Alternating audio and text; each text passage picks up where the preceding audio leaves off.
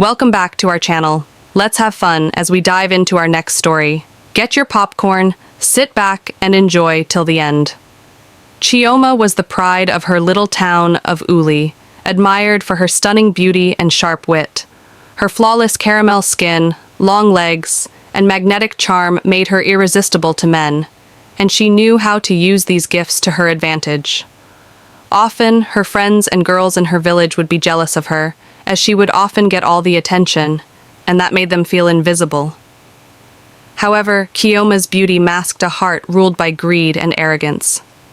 To her, men were nothing more than stepping stones to the life of luxury she craved. Her mother would often caution her about her character and attitude towards life, but Chioma, being Chioma, felt that she was too old-fashioned and modest about life, and after all, it was her time and her life to live, so nobody was good enough to tell her how to live it.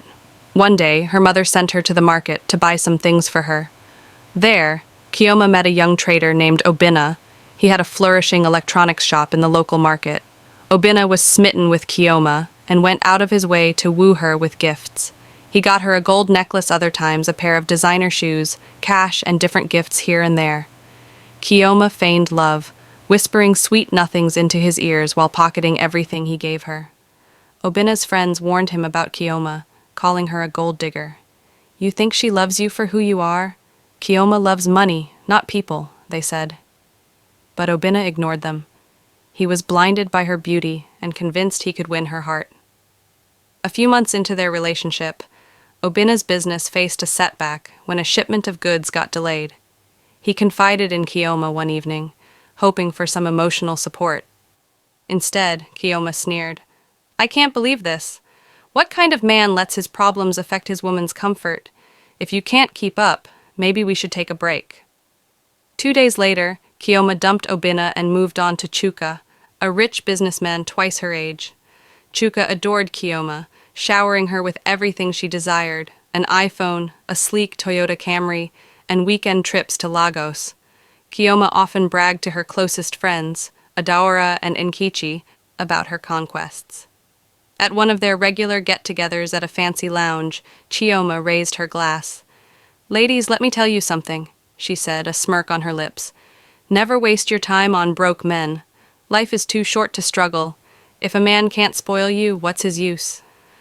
Adora laughed, clinking glasses with Chioma. "Preach, my sister. Men are providers. If they can't provide, what are they for?" Nkichi, however, was more reserved. She often felt uneasy about Chioma's lifestyle, but said nothing, fearing she'd be judged. Now Chioma was a big girl, and already in her small apartment. Though small, it was befitting for her now new big girl status. I mean, she was now driving a nice car, living in her own apartment, wore expensive wigs and clothes. Nothing was about to stop her. Chioma's charm and cunning knew no bounds. One man was never going to be enough as she kept wanting more and more luxury for herself. So she managed to juggle multiple men without raising suspicion. There was Tunde, a wealthy contractor in Abuja who paid her rent, and Emeka, a younger oil worker who believed he was her only lover. Chioma was living her dream life, but her insatiable greed kept her looking for more. When Chuka started complaining about her extravagant spending, Chioma didn't hesitate to leave him. She had no time to beg anyone. Chuka complained to Chioma's friend Adaora, and when she asked Chioma about the incident, Chioma replied her with so much arrogance, saying, "Do you think I have time for penny pinchers?" she said. "On to the next one." True to her word, she seduced a senator during a chance meeting at a political event.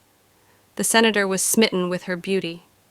Within weeks, he took her to an expensive holiday to Dubai, and when they got back to Nigeria, bought her an expensive plot of land in the city. Still, this wasn't enough for her. Chioma was still not contented. She wanted more. One evening, after Nkichi expressed concern about her lifestyle, Chioma laughed in her face. "You're just jealous," she said. "When will you stop struggling and learn to play the game?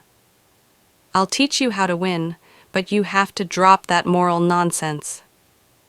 Use what you have to get what you want, my dear." One fateful night, Chioma met a mysterious man named Chief Uzo at an exclusive club. He was a reclusive billionaire known for his extravagant spending.